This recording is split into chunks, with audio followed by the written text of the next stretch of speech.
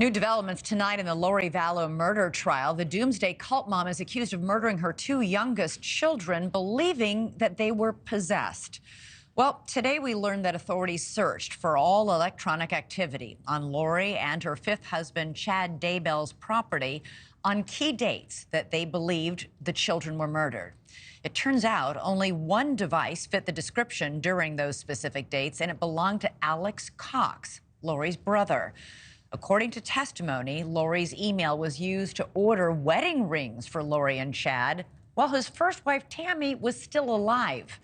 Even worse, this same user even searched for wedding dresses in Kauai on the same day of Tammy Daybell's funeral.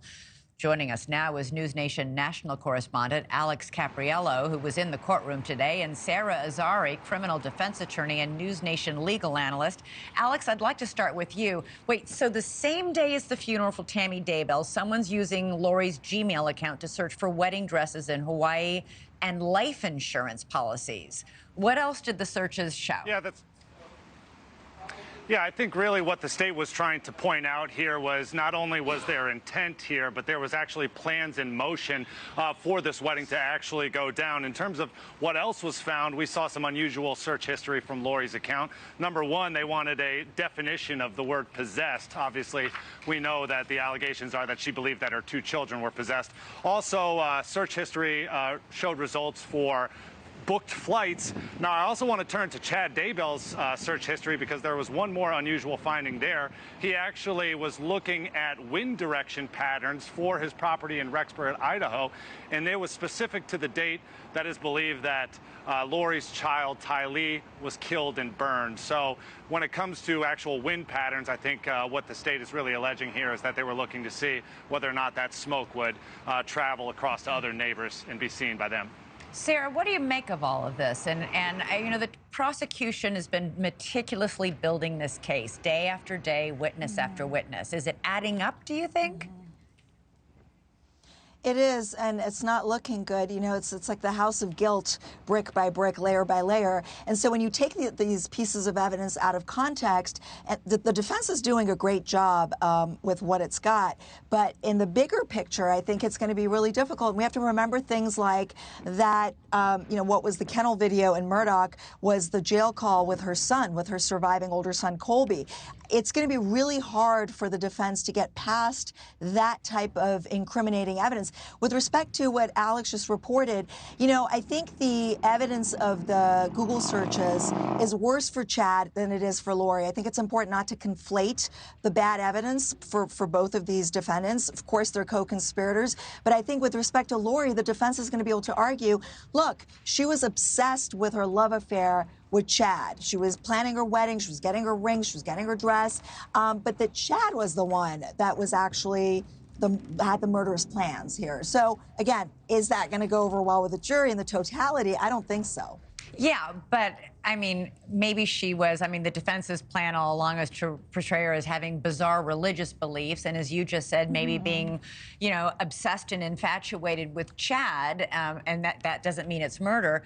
But when you add that up with the fact that she continues to collect on her own children's, you know, Yes. Social Security payments, changes the bank account so they're going into her account instead of theirs. She knows they're at least missing, if not dead, because she's lying to anybody and everybody about their whereabouts and their well-being. I mean, how do you account for that? I mean, yeah. Yeah, look, what you just nailed it with the money motive. You know, money as motive to murder is textbook, and often leads to guilt. It's hard to challenge, and there's a lot of that here. There's a lot of her collecting from the children's Social Security, the $1 million life insurance policy of Charles, her husband, who she then changed to be the beneficiary of. But I think that, you know, what the defense is trying to do is use the prosecution's witnesses, for example, Zulema and Warwick, who also had these really strange beliefs, even though they're not in a cult, they're still in the LDS church. You know, they described her as a woman of faith, as God-loving, Jesus-loving, but they too had really odd beliefs. And so I guess the defense is trying to say, look, you can have really odd beliefs and not be murderous and not have murderous intent. Alex, how's all this playing with the jury? Are they still attentive? I know that you've been reporting that usually they're all taking notes and paying close attention. Today there was a lot of, testimony about burner phones and Google searches. How are they hanging in for all of that? Yeah, I think this is the type of information that one naturally just finds interesting. Who would really have a burner phone? I mean, the defense is making the case that multiple people, tons of people have multiple phones, right? One for personal, one for business, one for, I don't know about who that. knows what. So you keep, well, I certainly know many journalists that have a personal and a professional phone, but that's really the case here. Just because you have burner phones doesn't make you a criminal. But regardless, I mean, all this information is very interesting to the jury. I see them very attentively listening to the lawyers, listening to the witnesses, and then also paying attention to Lori's behavior. And for the most part, she's also very much paying attention to the proceedings that are happening every single day. Yeah. All right, Alex. Well, you know what? Go ahead, Sarah, very quickly. Yeah, go ahead.